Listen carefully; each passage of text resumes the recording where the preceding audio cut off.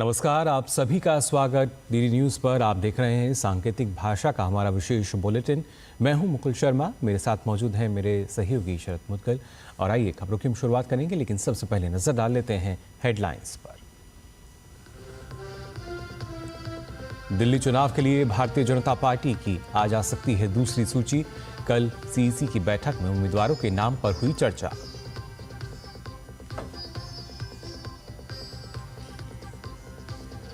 दिल्ली चुनाव में झुग्गी बस्तियों पर भाजपा का फोकस। गृह मंत्री अमित शाह आज झुग्गी बस्तियों के 3000 प्रतिनिधियों से करेंगे मुलाकात।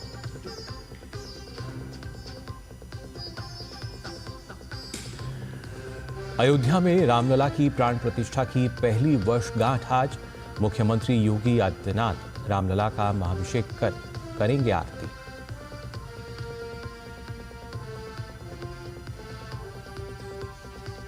अमेरिका में राष्ट्रपति पद की शपथ से पहले डोनाल्ड ट्रंप को बड़ी राहत। कोर्ट ने हर्ष मामले में बिना शर्त किया बरी।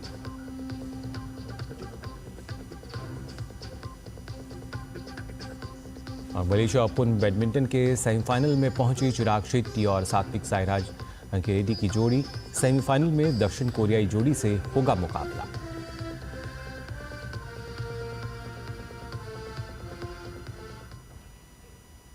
और आइए अब खबरें देखते हैं विस्तार से।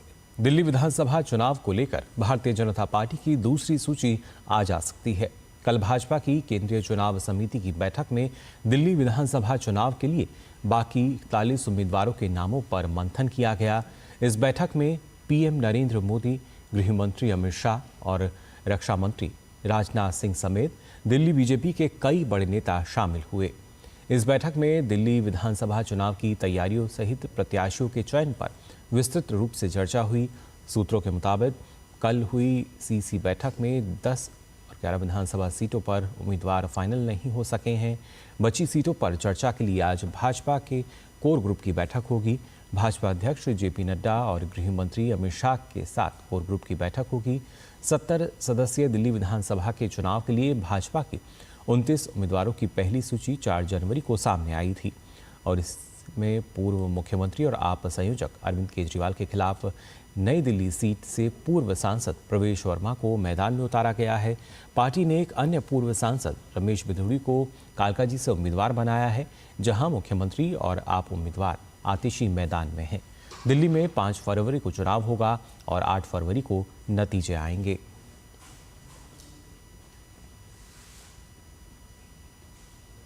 केंद्रीय गृह मंत्री अमित शाह आज नई दिल्ली में झुग्गी बस्ती प्रधान सम्मेलन को संबोधित करेंगे।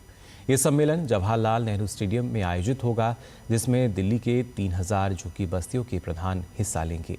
इस दौरान अमित शाह झुग्गी बस्तियों के प्रधानों से उनकी समस्याओं को जानेंगे और उनसे पार्टी की योजनाओं के बारे में चर्चा करेंगे।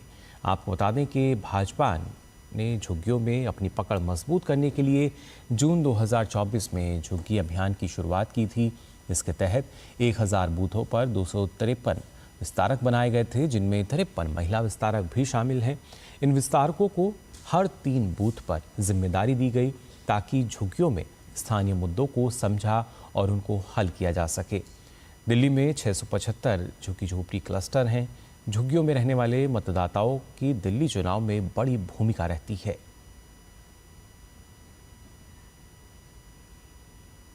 और बात अयोध्या धाम की। अयोध्या में स्थित श्री राम मंदिर में रामलला की प्राण प्रतिष्ठा की आज पहली वर्षगांठ है। श्री राम जन्मभूमि तीर्थ क्षेत्र ट्रस्ट ने इसे प्रतिष्ठा द्वादशी का नाम दिया है। आज से 13 जनवरी तक राम मंदिर परिसर में 5 जगहों पर धार्मिक अनुष्ठान और सांस्कृतिक कार्यक्रमों का आयोजन होगा। आज सुबह 10 बजे से महाभिषेकम के साथ शुरुआत होगी। अभिजीत मुहूर्त में 12 बजे के बाद श्री रामलला की महाआरती होगी। उत्तर प्रदेश के मुख्यमंत्री योगी आदित्यनाथ प्रतिष्ठा द्वादशी का नेतृत्व करेंगे। 6 लाख मंत्र जप किए जाएंगे। इसके अतिरिक्त राम रक्षा स्तोत्र, हनुमान चालीसा, पुरुष सूक्त, श्री सूक्त, आदित्य हृदय स्तोत्र, अर्थशीष आदि के पारायण भी होंगे। प्रार्थना मंडप में भगवान को राग सेवा की जाएगी। इसके साथ ही संध्या काल में बधाई गीत सुनाए जाएंगे। गर्भगृह के बाहर श्री राम लला को अवधि बधाई गीत भी सुनाए जाएंगे। वहीं प्राण प्रतिष्ठा के अवसर पर जिन संतों को नहीं बुलाया जा सका, उन्हें इस बार विशेष निमंत्रण दिया गया है। इस बार अंगद टीले पर होने वाले विशेष कार्यक्रम में सभी को आमंत्रित किया गया है। इन 3 दिनों के लिए ट्रस्ट की ओर से कोई भी विशेष पास जारी नहीं किया जाएगा। साथ ही आम जनता के लिए भगवान श्री राम के दर्शन की अवधि भी 1 घंटे बढ़ाई गई है। अयोध्या के श्री विद्या भास्कर जी और गुजरात के रमेश भाई ओझा का प्रवचन भी होगा।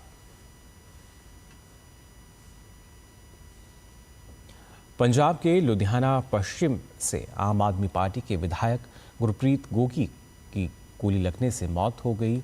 उनको रात 12 बजे गोली लगने के बाद अस्पताल में भर्ती कराया गया।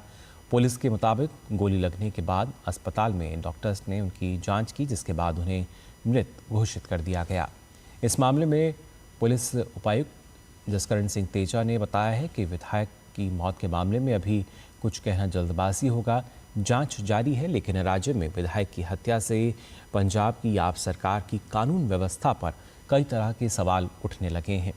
लुधियाना पश्चिम विधानसभा क्षेत्र से आपके विधायक गोगी 2022 में आम आदमी पार्टी में शामिल हुए थे। उन्होंने पंजाब में विधानसभा चुनाव के दौरान लुधियाना से 2 बार के पूर्व कांग्रेस विधायक भारत भूषण आशु को हराया था। खबर मध्य प्रदेश से, जहां बीजेपी आज से 26 जनवरी तक प्रदेश भर में संविधान गौरव अभियान की शुरुआत करेगी। बीजेपी के वरिष्ठ नेता इस अभियान की शुरुआत करेंगे। संविधान गौरव अभियान के जरिए मोदी सरकार के कामों को गरीब, शोषित, वंचित वर्गों तक पहुंचाने का काम किया जाएगा।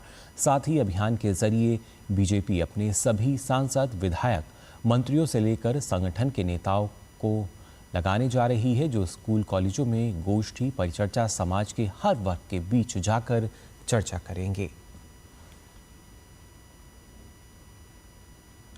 बिहार लोक सेवा आयोग यानी बीपीएससी ने जन स्वराज पार्टी के प्रशांत किशोर को लीगल नोटिस भेजा है। नोटिस के अनुसार प्रशांत किशोर उर्फ प्रशांत कुमार पांडे ने आयोग पर पिछले दिनों में बगैर प्रमाण के गंभीर आरोप लगाए हैं। बीपीएससी के वकील संजय सिंह ने बताया कि प्रशांत किशोर से आरोप के आधार की मांग की गई है। आरोप का आधार नहीं देने और बताने पर उनके विरुद्ध आईटी अधिनियम के अनुसार कार्रवाई अनुशंसा की जाएगी। दरअसल जनस्वराज प्रमुख प्रशांत किशोर ने बीपीएससी पर आरोप लगाया था कि बीपीएससी के पदाधिकारियों के दलाल और शिक्षा माफिया एक पोस्ट के लिए 30 लाख से 1.5 करोड़ रुपए तक ले रहे हैं। इन्हीं आरोपों के आधार पर बीपीएससी की ओर से वकील संजय सिंह ने कानूनी नोटिस भेजा है। बिहार के मुख्यमंत्री नीतीश कुमार की प्रगति यात्रा आज दरभंगा पहुंचेगी। प्रगति यात्रा के दौरान मुख्यमंत्री नीतीश कुमार दरभंगा को कई सारी सौगात देंगे। दरभंगा में मुख्यमंत्री दोनार में रोड ओवर ब्रिज का शिलान्यास करने के लिए अलावा दरभंगा में नए पुलिस भवन का भी उद्घाटन करेंगे। मुख्यमंत्री नीतीश कुमार की प्रगति यात्रा का दूसरा चरण 13 जनवरी तक चलेगा।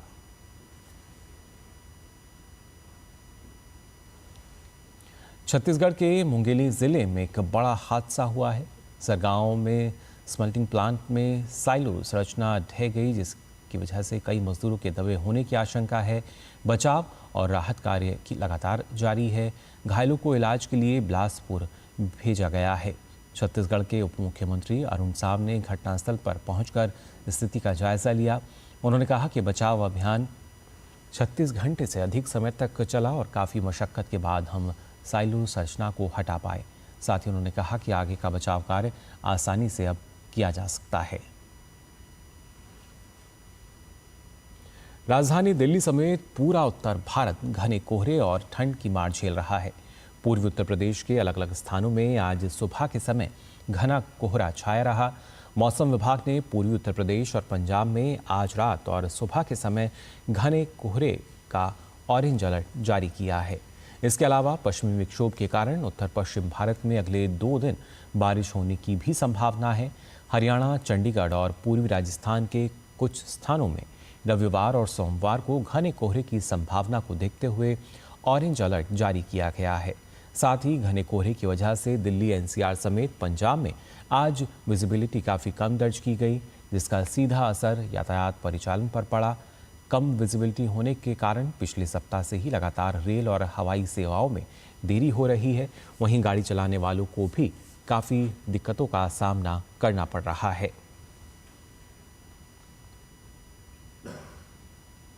तो सांकेतिक भाषा के इस विशेष बुलेटिन में बस इतना ही। मुझे और मेरे सहयोगी को दीजिए अनुमति। नमस्कार।